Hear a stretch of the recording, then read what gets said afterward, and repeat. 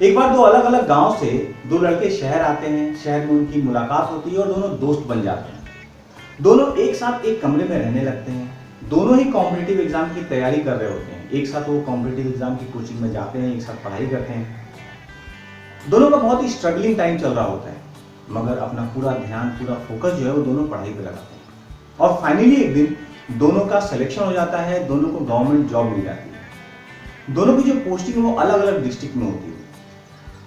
10 साल तक दोनों जॉब करते हैं और एक ही टाइम पे 10 साल के बाद दोनों को ऐसा लगने लगता है कि क्यों ना जॉब छोड़कर कुछ और किया जाए।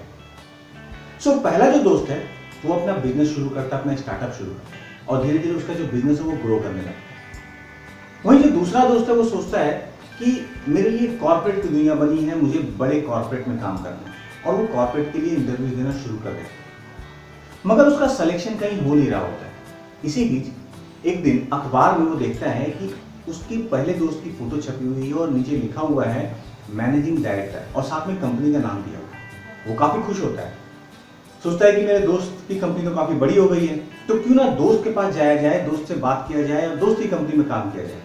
वो दोस्त की कंपनी में चला जाता है बात करने के लिए। वहां जब रिसेप्शन पे जाके बात करता है तो वो लोग बताते हैं कि आज तो सर बहुत बिजी हैं, हो सकता है आपसे मिल ना पाए।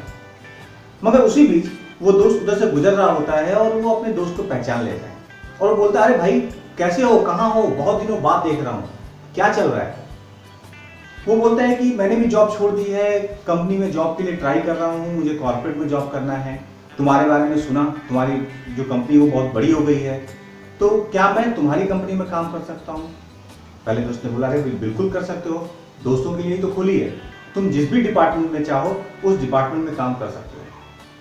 सो जो दूसरा दोस्त होता है वो अपने पहले दोस्त की कंपनी में काम करना शुरू कर देता है। धीरे धीरे उनकी दोस्ती फिर से बढ़ने लगती है।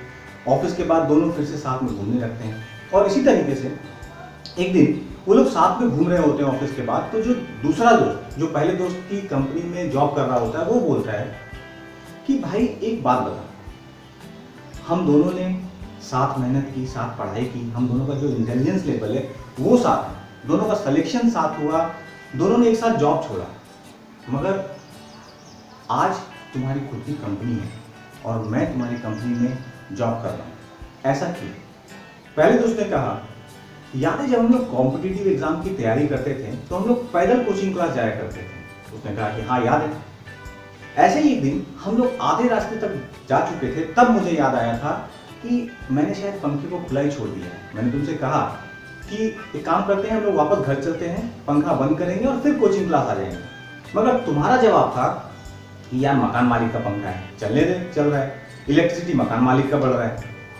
मगर उस दिन भी मैं वापस घर गया था, मैंने पंखे को बंद किया और फिर कोचिंग क्लास आया। उस दिन भी मैं एक मालिक की तरह सोच रहा था, एक ऑनर की तरह सोच रहा था, मगर उस दिन भी तुम एक नौकर की तरह सोच रहे थे, तुम एक एम्प्लॉय की तरह सोच रहे थे। सो ये जो फर्क है ये सिर्फ सोच का है।